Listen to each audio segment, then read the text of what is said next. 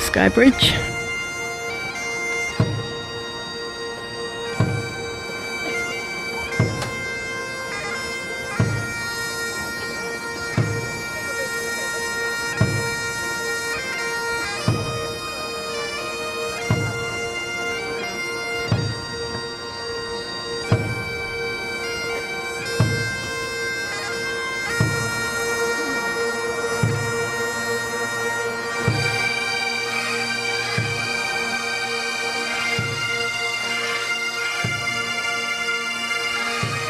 Right, people starting to arrive. Just spotted a posse of Yes bikers. We've got the stones up. We haven't put the slates up yet because it's raining, so we're going to leave that till a bit later at the start time. That's the stage being constructed there. And there's the bridge where we'll see the marchers come along, and somewhere in the water is a Yes canoe. Did you say you wanted to put your sunglasses on? Yes. In sunny Kyleakin, Skye. I'll put the slates out shortly. Lots of bikers and people around.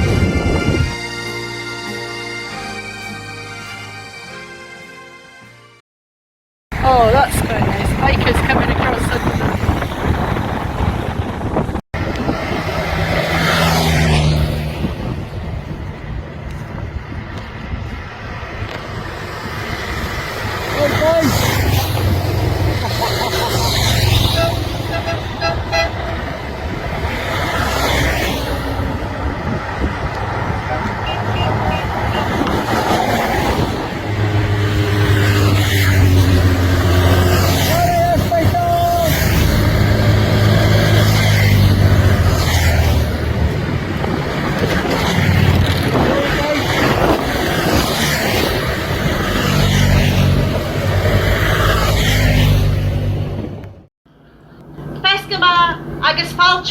Good afternoon and welcome, my friends.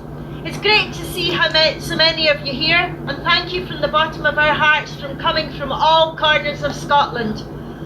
The Highlands and Islands is renowned for its stunned landscapes and rich history, making Skye, Skye and Lochalsh the perfect backdrop for today's saltires, flags and banners.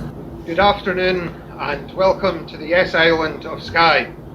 Can I start by thanking all involved in making today such a success?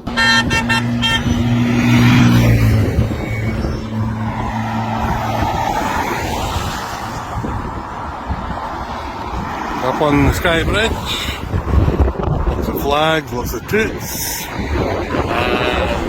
down in his canoe, can you see?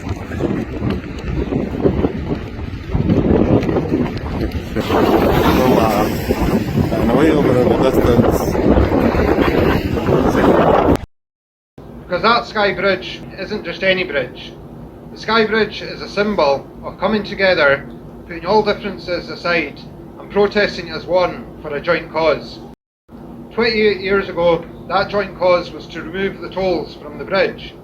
It was by no means an easy cause or campaign to fight, but it was worth it. Not only were the tolls removed from the bridge, but it led to all bridge and road tolls being removed in Scotland. If we go further back into Skye's history, to 1882 and to the time of the Highland clearances, in particular the Battle of the Braes, only an hour's drive from where we stand today, we can see another example of a cause fought for that wasn't easy, but most definitely was worth it. Why do I speak of these two causes? Well, I speak of them as I believe they show how we can learn lessons from our history and how our history can define our future. The women of the Braes in 1882 could just have left the Highlands and bowed down to the establishment.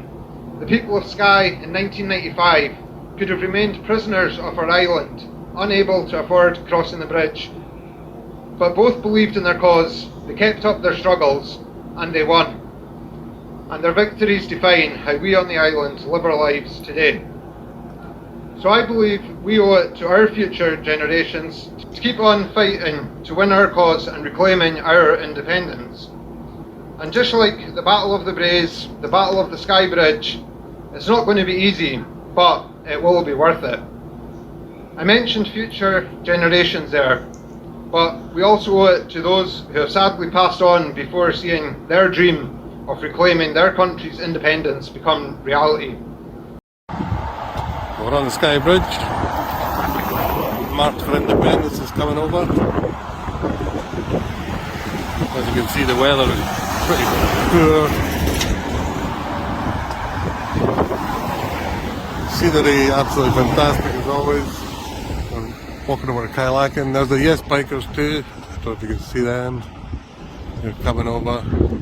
And then in the water here, the Silent Clansman. Doing his bit.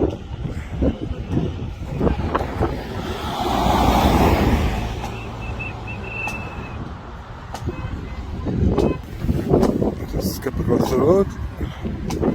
Give you a better view. Beautiful sight to see.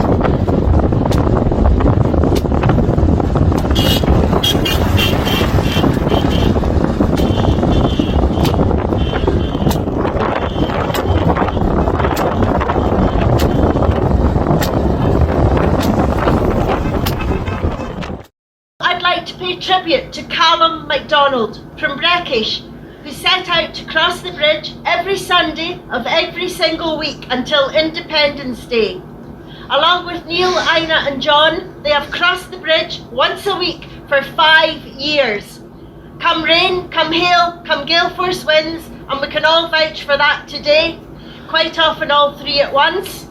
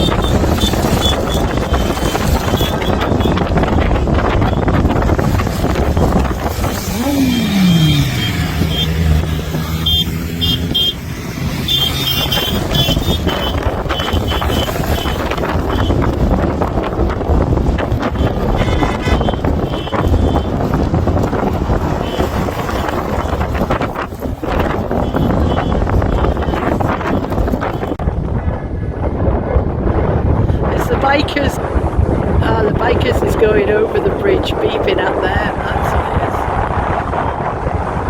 That's nice. It's like a dance. You got the marchers walking this way and the bikers going the other way. This year we lost one of the greatest advocates of Scottish independence this century with the passing of the late great Winnie Ewan. Winnie's passing brought about many sharing some fantastic memories of her phrases, her campaigning techniques, and how she would inspire people. One of my favourites and most inspiring I heard was from Lloyd Quinnan, who said that when he was a SNP staffer, every day Winnie would ask him, "And what have you done for independence today, Mr. Quinnan?" I think that is something we can all lead from. At the end of every day, let's ask ourselves, what have we done for independence today? Our answers don't have to be huge. They can be small things like talking to a friend about independence, putting a post on social media about independence.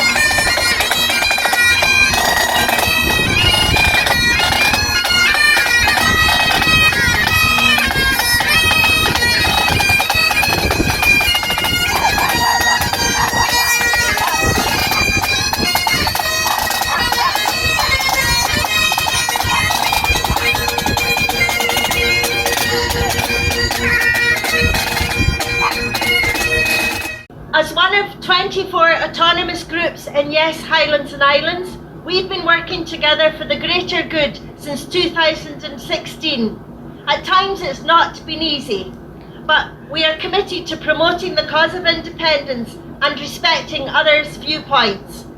And so, as we came together today, walking side by side with fellow independence supporters, all under one banner, did you feel the power of a community on the march?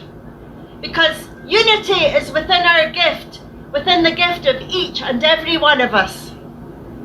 Now that doesn't mean you have to agree with your political rivals. On the contrary, it's important that we don't. But be sure to engage in thoughtful conversations with others and listen to different perspectives. Empower one another with ideas. It is only through peaceful, respectful dialogue that we can bring about positive change. In the words of Irish philosopher Charles Handy, we cannot wait for great visions from great people, for they are in short supply. We must light our own small fires in the darkness. And we should light them, side by side, glen by glen, hilltop to hilltop, until Scotland is alight with renewed energy for the fight still ahead. Together, only we can make Scottish independence a reality. Thank you. Becoming an independent country takes work. I know that we are not work shy. I know that we are ready to get on and do that. I don't have any doubts that we have the capability of doing this. Everywhere that you look right now, something is falling apart. It is a crisis on multiple levels in the UK. It is hitting Scotland all the time just now. They call it cost of living, or they call it banking crises, or they call it the housing crisis, or they call it the intergenerational wealth gap. You can call it what you want, but it's a dying, failing British economy which is doing nobody any good anymore except the very wealthy, primarily in the south of England. And that is the material from which countries become independent, when the country in which they live is no longer working for them. So in days when it feels dark and when it feels grim, and when you sometimes wonder, when is independence ever going to come? I'm going to start with this. Look downwards. Look down for the conditions of the country in which you live. Those are the conditions from which you manufacture your future. And I look down and I see conditions which will manufacture a future which will change this country. And the only thing stopping us from getting on with it is us. And the second we are ready to put our stupid egos and our petty disagreements apart, decide that independence is bigger than any one of us, and start working, it's ours for the taking. 3 years, 4 years, and we can be out. I am really enthusiastic to get started.